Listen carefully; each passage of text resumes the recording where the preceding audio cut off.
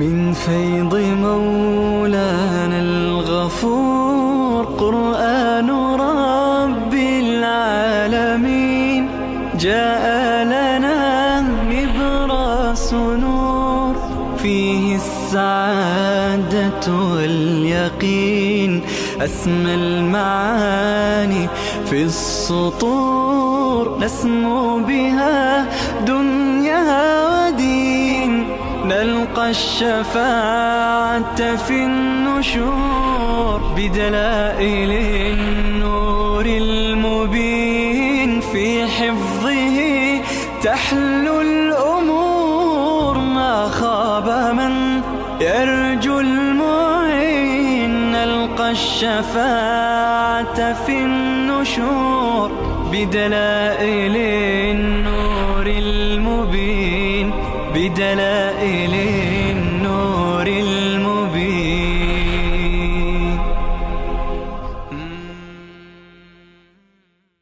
بسم الله الرحمن الرحيم. الحمد لله رب العالمين والعاقبة للمتقين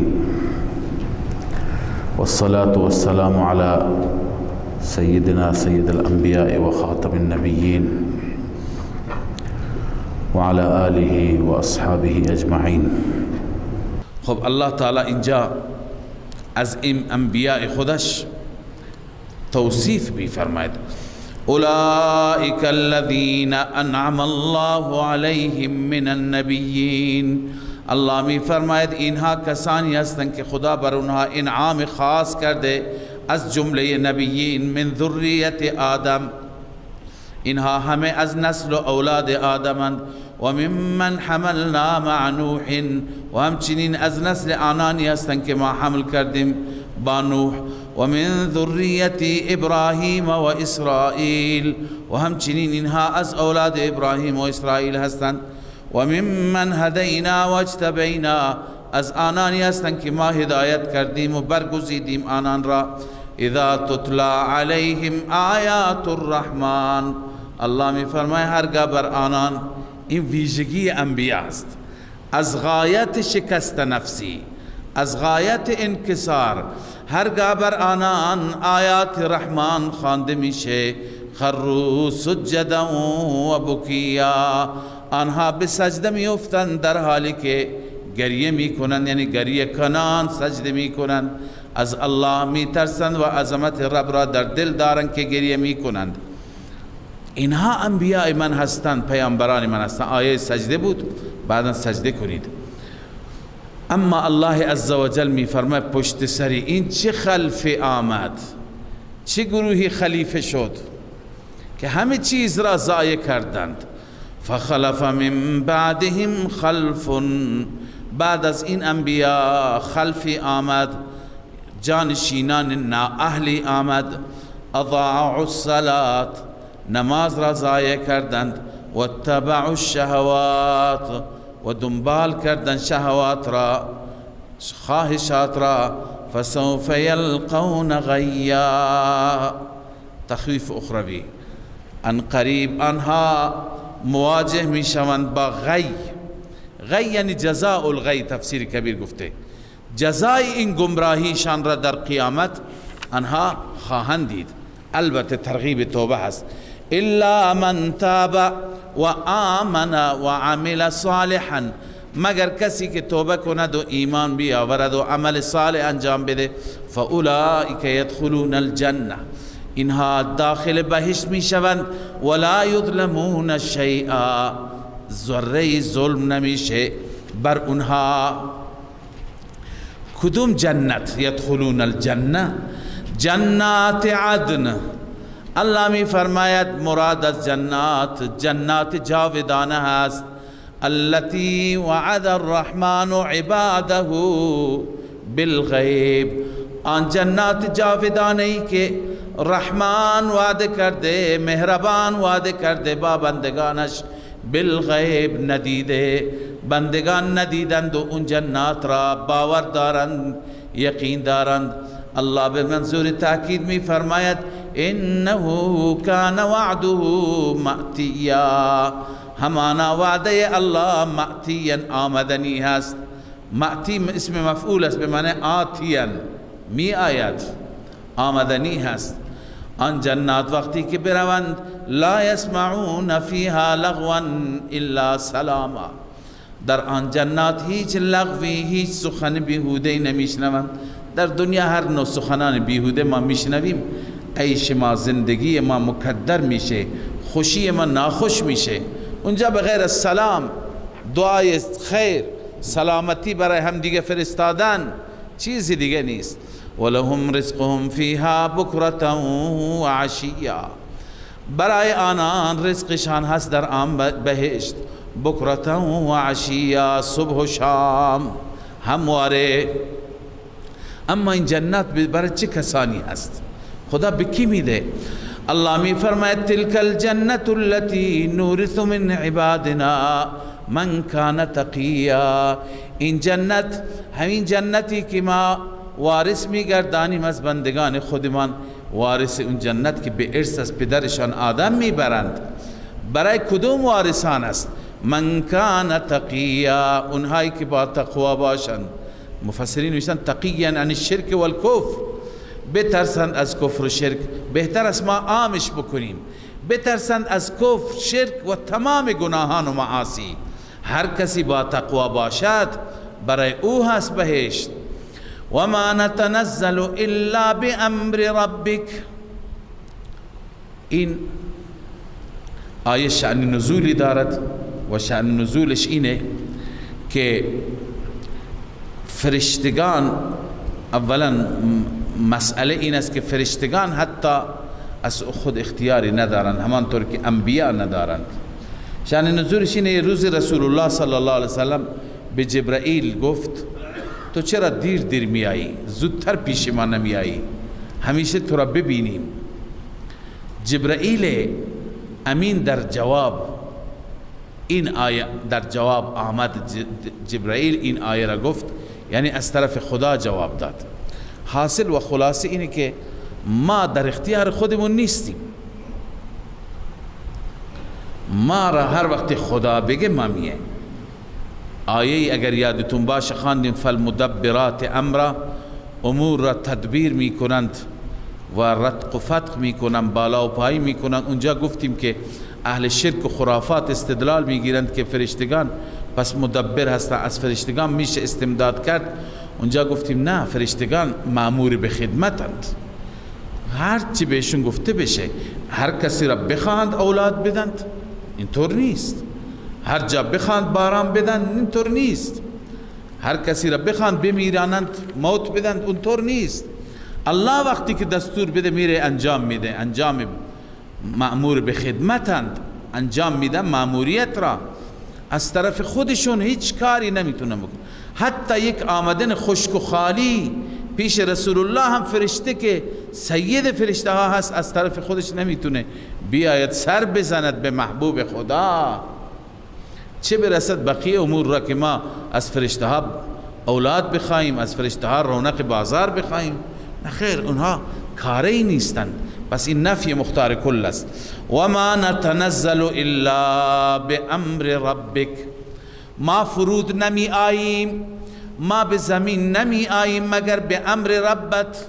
هر وقتی که الله دستور بده له ما بین ایدینا و ما خلفنا، له لا لنا، فقط برای الله است، نه برای این اختیار. ما بین ایدینا یعنی مستقبل ما، جلوی ما، و ما خلفنا و پشت سر ما یعنی زمان مستقبل ما، زمان ماضی ما، پشت سر ماضی که گذشته. و ما بین ذلك، ما بین این یعنی زمان حال، حال ما، ماضی ما، استقبال ما، همه و همه برای الله، در اختیار الله، ما نمیتوانیم کاری بکنیم. و ما کان ربک نسیا، ربت فراموشکارم نیست، هیچ چیز را فراموش نمی کند. کدام رب؟ رب السماوات والارض و ما بینهما، رب یعنی اون ربی که رب آسمان هاست و رب زمین هست و ما بین آنها هست. فاعبده، فقط او را عبادت کن، واصطبر لعبادته، و برای عبادت از خود استقامت نشان بده. هل تعلم له سمیه؟ آیا هم صفتی برای اون رب میبینی؟ سمی اونجا خواندی به معنی هم صفت. کسی که این صفات را داشته باشد، اگر کسی میبینی که این صفات را دارد بیشک عبادتش کن. کسی که رب آسمان ها باشد، رب زمین باشد، رب همه چیز، همه اختیارات در دست او، چنین ربی نیست به غیر از رب العالمین، پس هم صفت ندارد. ويقول الإنسان أإذا ما مت لسوف أخرج حيا أولا يذكر الإنسان أنا خلقناه من قبل ولم يك شيئا فوربك لنحشرنهم والشياطين ثم لنحضرنهم حول جهنم جثيا. در آیات گذشته بحثی از آخرت بود و از پاداش و جزای انسان در جهان آخرت، البته بعد از ذکر انبیاء علیهم السلام، که بعد از ذکر انبیاء خواندیم فخلف من بعدهم خلف اضاعوا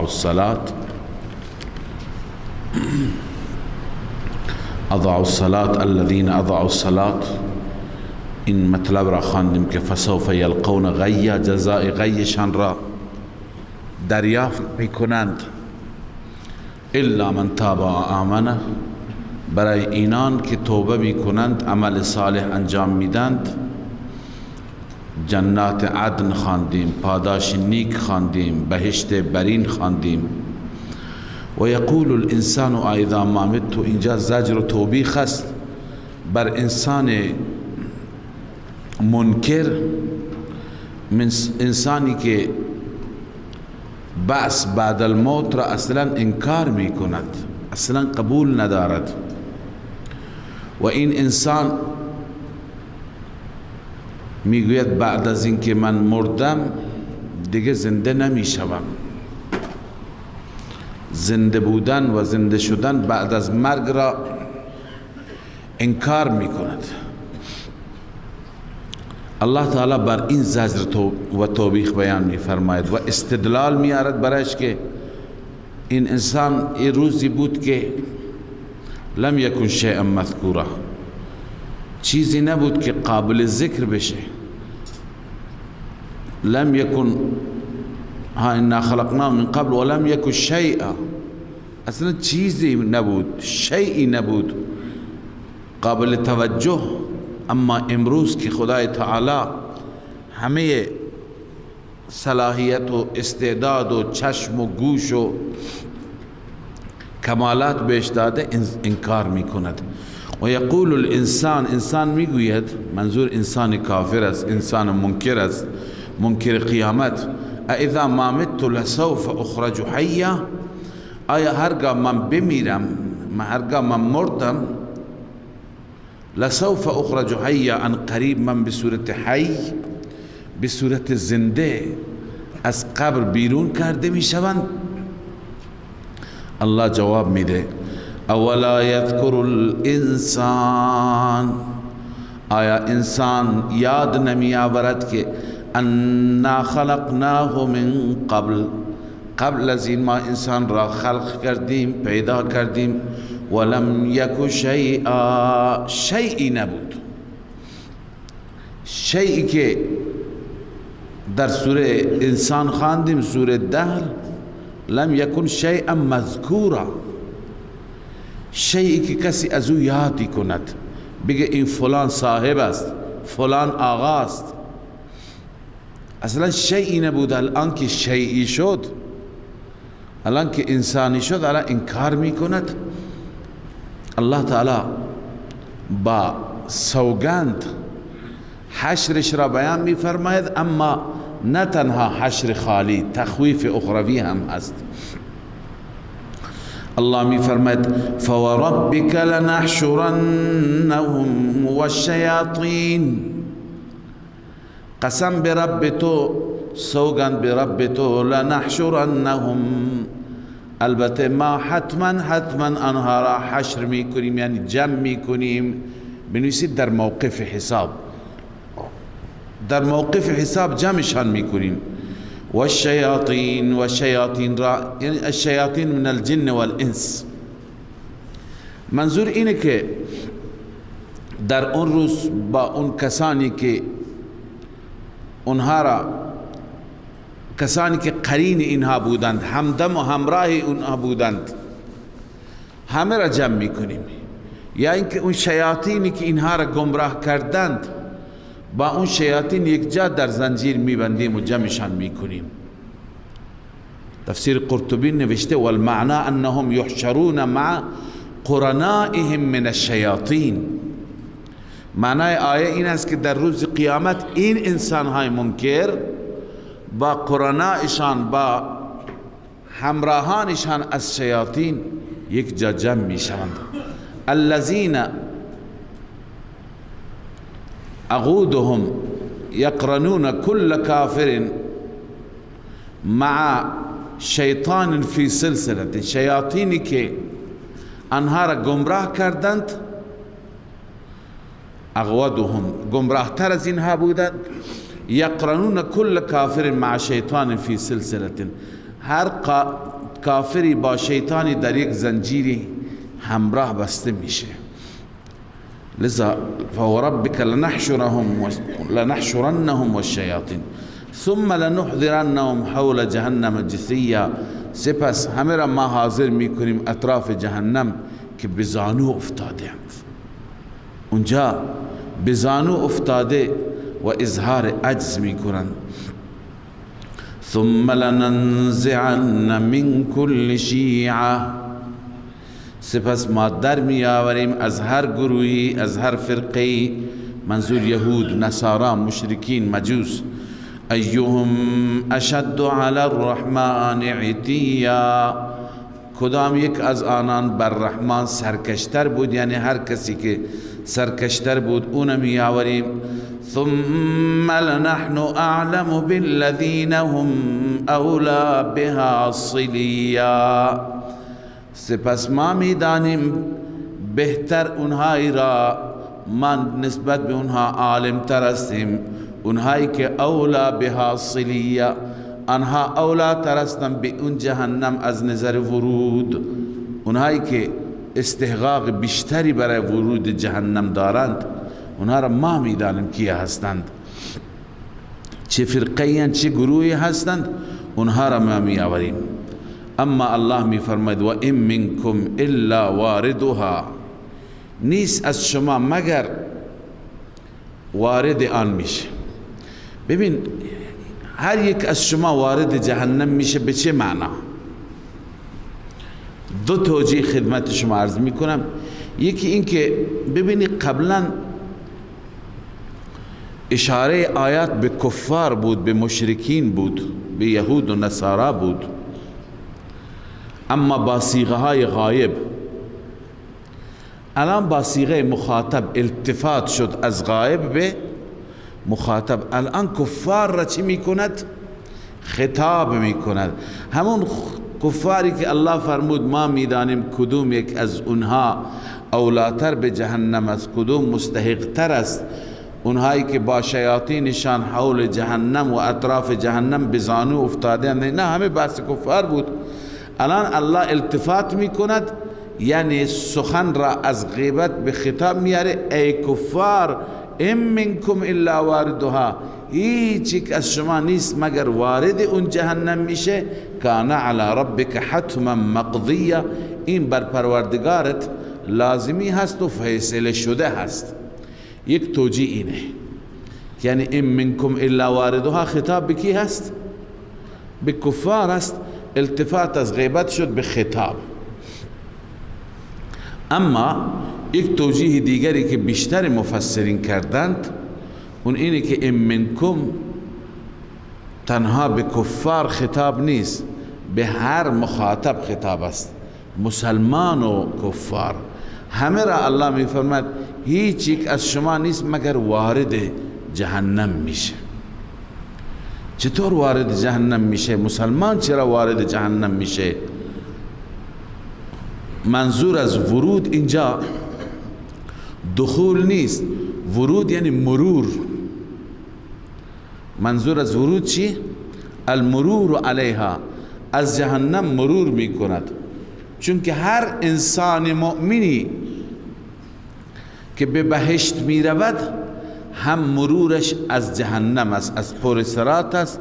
پل صراط بر جهنم قائم شده، یعنی این از اونجا گذر میکند، عبور میکند، جهنم را مشاهده میکند. چرا؟ چون که تا اینکه جهنم را هم بازدید کرده باشد، دیده باشد، تا قدر نعمت الله در بهشت را بداند. پس ام منکم الا واردها، حسن بصری رحمه الله، قتاده، اینها همه میگند منظور از ورود من غیر دخول است. مؤمنین که اونجا وارد میشوند یعنی مرور میکنند، خود جهنم نمی روند، از روی آن، از کنار آن ورود میکنند و رد میشوند و میبینند از پل صراط میروند، میبینند جهنم را، میبینند عذاب را، میبینند شکنجه را، تا اینکه هم شکر خدای عزوجل و سپاس خدای عزوجل بدانند و همچنین وقتی که به بهشت میروند اونجا قدر اون نعمت را با دیدن جهنم خوب میدانند. متوجه شدید؟ این قول که معروف است و بیشتر مفسران همین گفتند. پس مراد از ورود چی هست؟ المرور علیها. عن الحسن الورود المرور علیها من غیر دخول. از حسن بصری هست که ورود یعنی مرور بر جهنم. و روی ذلك عن قتاده و ذلك المرود على الصراط الموضوع على متنها. اینکه ورود پیدا میکنیم یعنی مرور میکنیم بر پل صراط، که پل صراط کجا زده شده؟ الموضوع على متنها، بر متن و بر پشت جهنم چی شده؟ گذاشته شده. پس ورود به این معنی است، به معنی ورود است. الله می فرماید که هیچ یک از شما نیست مگر ورود وارد میشه آن را، یعنی از اونجا رد میشه، مرور میکند. کان علی ربک حتما مقضیا، بر پروردگار تو این حتمی هست و فیصله شده. ثم ننجی الذین اتقوا، الله می فرماید سپس ما نجات میدیم آنانی را که با تقوا بودند. و نذر الظالمین فیها جثیا، و ما میگذاریم ظالمین را در آن جهنم بزانو افتاده. ظالمین تفسیر جلاله نیست، از ظالمین بالشرک، مشرکان منظور است. و اذا تتلى عليهم آیاتنا بینات قال الذين كفروا ای الفریقین خیر مقاما و احسن ندیا. باز هم زجر بر کفار، توبیخ بر کفار. هرگاه آیات خدا تلاوت میشد اینها می گفتند که اگر در قیامتی باشد اونجا هم حال ما بهتر است.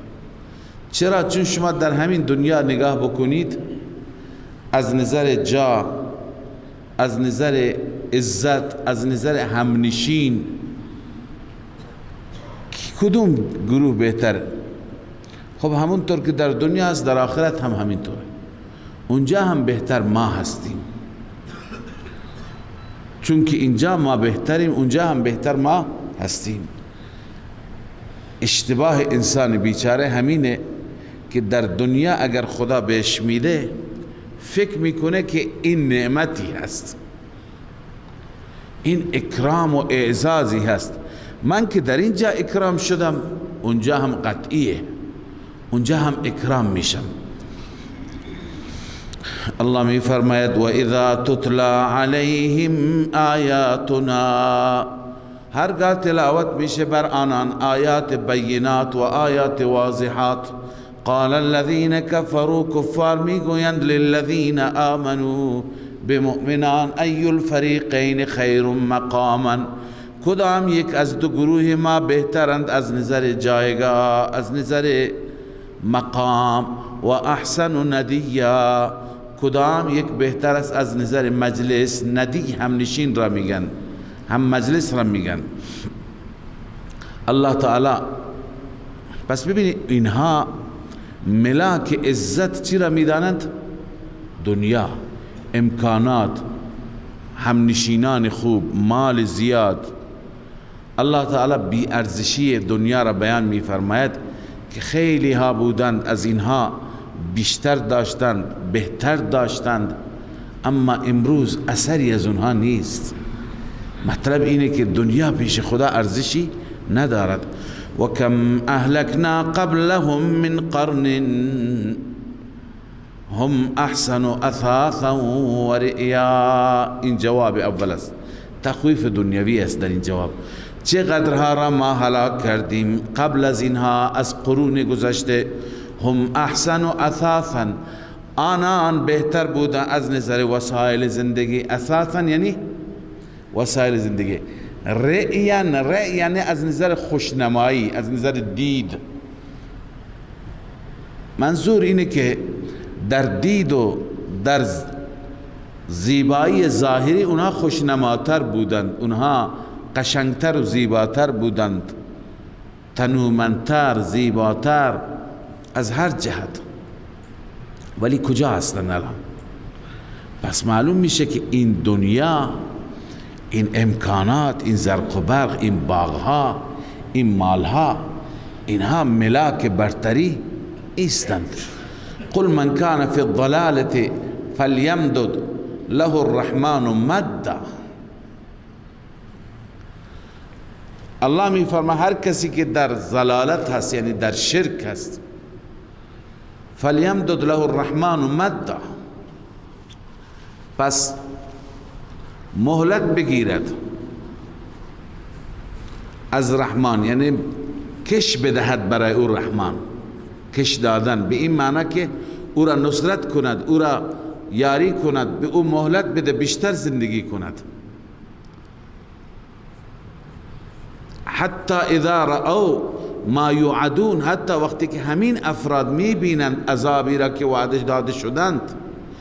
عذاب نه، مطلقا هر چیزی، اما العذاب و اما الساعه، یا اون عذاب که وعده داده شدند در دنیا، اون را وقتی که ببینند، فلیمدد له الرحمن مدا، اولا که کش بدند. این به معنی اینجا مهلت نیست، کش بدند اون ضلالت را، اون شرک را، یعنی ادامه بدند.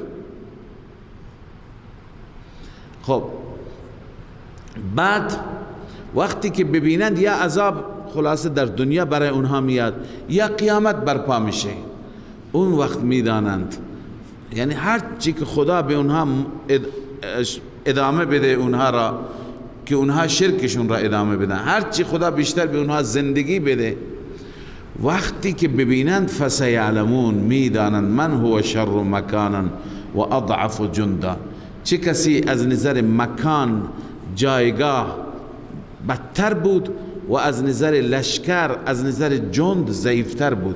یعنی اونجا به وقت عذاب میبینند که ما در موقعیت خوبی نبودیم. این که ما میگیم همنشین های ما زیاد هستند، احسن و ندیا هستیم، اینها به درد ما نمیخورند، اینها مشکل ما را حل نمی کنند. و یزید الله الذین اهتدوا، این تخویف برای کفار بود و این یکی تبشیر برای مؤمنین است. الله می فرماید می افزاید الله در آنانی که اهتدوا هدن، آنها هدایت شدند بر هدایت. والباقیات الصالحات خیر عند ربک ثوابا و خیر مردا. پس به این نتیجه می رسیم که در آخرت و در حالت اخروی اون صالحاتی که باقی می مانند، یعنی اعمال صالحی که برای انسان باقی می مانند، اونها بهترن نزد پروردگار از نظر پاداش و خیر مردا، بهترن از نظر سرانجام، از نظر عاقبت که به انسان برگردانده می شوند. اعمال بر انسان پاداش نوشته می شوند. افرأیت الذی کفر بآیاتنا وقال لأوتین مالا وولدا. الله تعالی اشاره میکنه به بعضی از کفار، به بعضی از سرکشان و متمردان که اونها بیشتر چی بودند؟ عرض کنم خدمت شما که با توجه به مال و متاعی داشتن بیشتر مغرور بودند، بیشتر آنها در غرور و تکبر و انکار بودند و می گفتند اولا قیامتی نیست، اگر قیامتی باشد همانطور که اینجا وضع ما خوب هست اونجا هم وضع ما خوب خواهد بود. چنانچه میگن این آیه در رابطه با یکی از سرکشان و متمردین هست که حضرت خباب ابن ارت رفت پیشش برای قرضی، برای وامی. نضر ابن حارس بود یا کسی دیگه بود، گفت که به من پولی به صورت قرض بده. امیدانست که این ایمان آورده، گفت که تا اون زمان که به محمد کفر نکنی، انکار نکنی، بهت قرض نمیدم. اعتراف کن به کفر، بعد من بهت قرض میدم، مشکلت را حل میکنم. حضرت خباب ناراحت شد و گفت که قسم به خدا تا زمانی که گفت که من کفر نمی کنم حتی تو بمیری و زنده بشی. گفت که آیا من میمیرم و زنده میشم؟ گفت بله. خندید اون گفت که من اگر زنده بشم، اولا که زنده شدنی نیست، اگر زنده بشم اونجا هم همونطور که اینجا من وضعم از شما بهتر است، اونجا هم وضعم بهتر خواهد بود. الله تعالی بر علیه او این آیات را نازل فرمود و توبیخ فرمود. افرأیت الذی، الان برای هر کافری که این ادعا را بکند، چون همه مشرکان میگفتند که ولئن رددت الی ربی لاجدن خیرا منها منقلبا. اولا که وما اظن الساعه قائمه، میگفتند ما قیامت را فکر نکنیم که قائم بشه، برپا بشه، یعنی قیامتی نیست. اما اگر باشد ولئن رددت الی ربی لاجدن خیرا منقلبا، باشد در اون بازگشت حال من بهتر خواهد بود، همونطور که در اینجا حال من از مسلمانان بهتر است. الله می فرماید افرأیت الذی کفر بآیاتنا، آیا دیدی اون کافری، اون مشرکی که کفر کرد به آیات ما، و قال لأوتین مالا و ولدا، گفت حتما ما داده می شوم به صورت استهزاء، مال و ولد، مال و اولاد داده می شوند.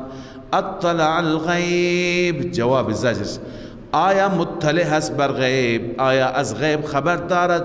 ام اتخذ عند الرحمن عهدا، یا نزد رحمان عهدی و پیمانی گرفته؟ کلا، این ردعی است، هرگز چنین نیست. سنکتب ما یقول، حتما ما مینویسیم آنچه که میگوید، و نمد له من العذاب مدا، و میکشیم برای او از عذاب کشیدنی، یعنی عذابش را طولانی میکنیم. و نرثه ما یقول و یأتینا فردا، و نرثه ما یقول، ما وارث آنچه میشیم که او میگوید، یعنی اون چیزی که اون میگوید اون برای ما میماند، در دست ما میماند به عنوان پرونده. او را جمع میکنیم، او را محفوظ میکنیم که او چه گفته. و یأتینا فردا، و پیش ما فرد می آید، تنها می آید. تنها می آید به چه معنی؟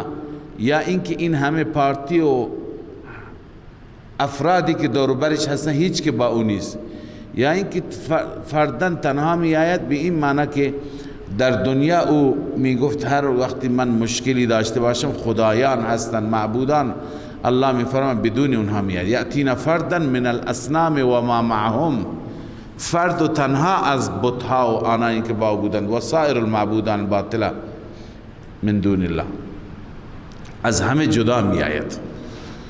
واتخذوا من دون الله آلهة لیکونوا لهم عزا. الله زجر بیان می فرماید بر این انسانهای مغرور که اینها گرفتن غیر از خدا خدایانی آلهه‌ای تا که این خدایان و آلهه لیکونوا لهم عزا، برای اونها مددگار باشند. عز به معنی چی؟ مددگار. عز اعوان و انصار، تفسیر نصفی گفته مدارک. عز یعنی اعوان و انصار، ای لیعتزوا بآلهتهم و یکونوا لهم شفعاء. این خدایان را که میخوانند به خاطر اینکه این خدایان برای اونها چی باشند؟ شفیع باشند. و انصارا ینقذونهم من العذاب، و انصاری باشند، معینانی باشند که از عذاب برهانند اونها را. کلا، هرگز اینها نمیتونن برایشون عز باشند، برایشان مددگار باشند. سیکفرون بعبادتهم و یکونون علیهم ضدا. همین معبودان به عبادت آن عابدان کفر میکنند، همونطور که در آیات متعدد خواندیم. انکار میکنند، میگن ما کانوا ایانا یعبدون، ما را عبادت نکردند. و یکونون علیهم ضدا، و مخالف اونها میشوند. در روز قیامت مخالف عابدان میشوند و بر ضد عابدان سخن میگویند. الم تر انا ارسلنا الشیاطین علی الکافرین تؤزهم عزا. این علت گمراهی کافران است. به چه دلیل اونها گمراه هستند؟ الله می فرماید به دلیل اینکه شیاطین اونها را تحریک می کنند. شیاطین اونها را برای شرک برانگیخته می کنند. الم تر انا ارسلنا الشیاطین، آیا ندیدی که ما فرستادیم شیاطین را بر کافرین که تؤزهم عزا. تؤزهم عزا یعنی چی؟ ای تغریهم و تهیجهم علی المعاصی. روح المعانی گفته بر کفر و شرک، بر معاصی اونها تحریک میکنند، اونها را تهییج میکنند، تشویق میکنند. فلا تعجل علیهم، عجله نکن بر آنها، یعنی برای عذابشان عجله نکن. انما نعد لهم عدا، ما میشماریم برای اونها شمردن. به چه معنا میشماریم برای اونها شمردن؟ یعنی ایام معدودی که تا هلاکتشون مونده ما میشماریم، اون ایام هم فرا میرسد. بله. یوم نحشر المتقین الی الرحمن وفدا، در مقابل اونها که تخویف برای اونها بود، تبشیر برای مؤمنین.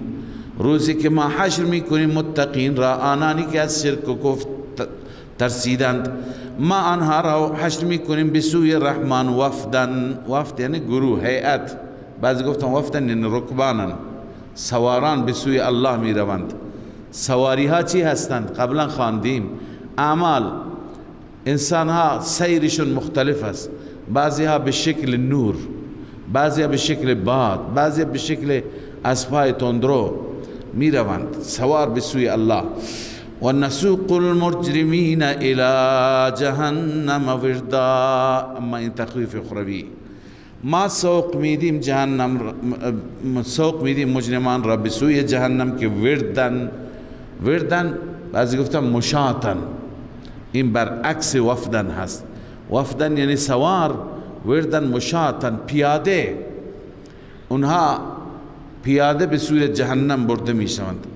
لا یملکون الشفاعة الا من اتخذ عند الرحمن عهدا. مالک شفاعت نمی شود مگر کسی که نزد رحمان عهدی گرفته. عهدی گرفته یعنی چه؟ حضرت ابن عباس میگه مراد از عهد یعنی لا اله الا الله. منظور هیچ کسی مالک شفاعت نمیشه مگر موحد، کسی که با رحمان عهدی گرفته. اما اینها نه، اینها شرک میکنند، کفر میکنند، شکوه بر اینهاست. و قالوا اتخذ الرحمن ولدا، اونها میگن رحمان ولد و فرزند برای خودش انتخاب کرده. لقد جئتم شیئا ادا، به درستی که آمدید شما و آوردید چیز سنگین. اد یعنی سنگین، این کفر سنگینی هست که شما نسبت به خدا میگویید که ولد دارد. چنان سنگین است این که تکاد السماوات یتفطرن منه، نزدیک از آسمان یتفطرن بشکافت از آن، و تنشق الارض و زمین شکاف بشه، و تخر الجبال هدا و بیفتد کوها حدا. این مفعول مطلق برای تخرو هست. بیفتد افتادنی، یا تکه تکه بشه تکه تکه شدنی. چرا؟ از چه کلمه ای؟ ان دعوا للرحمن ولدا، ان دعوا با مقدر است، بسبب اینکه آنها برای رحمان فرزند ادعا کردند، در حالی که و ما ینبغی للرحمن ان یتخذ ولدا، مناسب نیست، سزاوار نیست برای رحمان اینکه فرزند بگیرد. ان كل من في السماوات والارض الا آتی الرحمن عبدا، الله می فرماید که نیز هر یکی در آسمان ها و زمین مگر پیش رحمان به عنوان عبد و به عنوان بنده می آید. لقد احصاهم و عدهم عدا، الله همه آنها را احاطه کرده و شمرده آنها را شمردنی، یعنی همه آنها در علم الله هستند، الله محیط به همه آنهاست. و کلهم آتیه یوم القیامت فردا، الله می فرماید همه آنها می آیند در محضر رب العالمین در روز قیامت فردن، تنها، یعنی هیچ یکی با پارتی نمیتونه بیاد، هیچ عابدی با معبود نمیاد. روح المانی نوشته کل من اهل السماوات والارض، همه اهل آسمان و زمین، العابدین والمعبودین، اونایی که عابد بودند، اونایی که معبود بودند. آتیه عز وجل منفردا عن الاخر، پیش خدا میاند از دیگران چی؟ تنها، منفرد. فینفرد العابدون عن الالهه التي زعموها انها انصار، عابدان منفرد از خدایان می آیند، اون خدایانی که می پنداشتن انصار ما هستند و شفعاء ما هستند. والمعبودون عن الاتباع الذين عبدوهم، همچنین معبودان جدا از اتباعی که عبادت کردن می آیند. هر یک جدا تک و تنها می آید، هیچ پارتی ندارد، هیچ همراهی ندارد. الله می فرماید در محضر ما به این صورت می آیند. اما مجده برای مؤمنان، ان الذين آمنوا وعملوا الصالحات، بدون شک کسانی که ایمان آوردند و عمل صالح انجام دادند، سیجعل لهم الرحمن ودا، رحمان برای آنان میگرداند دوستی، یعنی به برکت این اعمال و عمل صالح، به برکت این ایمان آنها دوست الله میشوند. دوست الله علاوه از نعم مذکوره بنویس، غیر از این نعمتایی که خدا بهشون میده دوستی برقرار میشه. فانما یسرناه، خب ببینید انجام کفار هم گفته شد، نتیجه مؤمنین هم گفته شد. در آخر ترغیب به قرآن است. این مطالب نغز و مطالب زیبا از کجا؟ از همین قرآن. فانما یسرناه بلسانک، جزی نیست ما این کلام را، این قرآن را آسان کردیم به زبانت. چرا؟ لتبشر به المتقین، حکمت اول، تا به وسیله این قرآن مجده بده متقیان را، خوشخبرید بده متقیان را.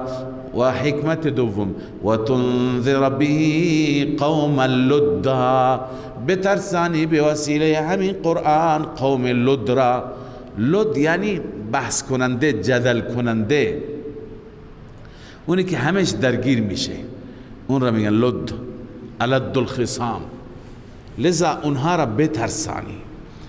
و کم اهلکنا قبلهم من قرن، در آخر الله تعالی تخویف دنیاوی بیان می فرماید کسانی که قبل از اینها بودند ما هلاک کردیم کجا هستند؟ صدای از اونها میشنوی؟ آیا پچی حتی از اونها الان احساس میکنی؟ هیچ، همه رفتند، همه در دربار الله حاضر شدند برای حساب، برای کتاب، برای جوابدهی. اینها هم همونطور میشند. و کم اهلکنا قبلهم من قرن، الله می فرماید چقدرها را ما هلاک کردیم من قرن، از قرنهای متوادی، از قرنهای گذشته. هل تحس منهم من احد، آیا از آنان کسی را احساس میکنی، یعنی میبینی؟ او تسمع لهم رکزا، یا اینکه صدای خفیفی هم میشنوی؟ صدای پست و پایینی، رکس میگن پچ به اصطلاح، صدای آهسته، صدای آهسته هم میشنوی؟ هیچ اثری از اونها نیست، حتی صدای کوچکی هم از اونها مشاهده نمیشه. صدق الله العظیم.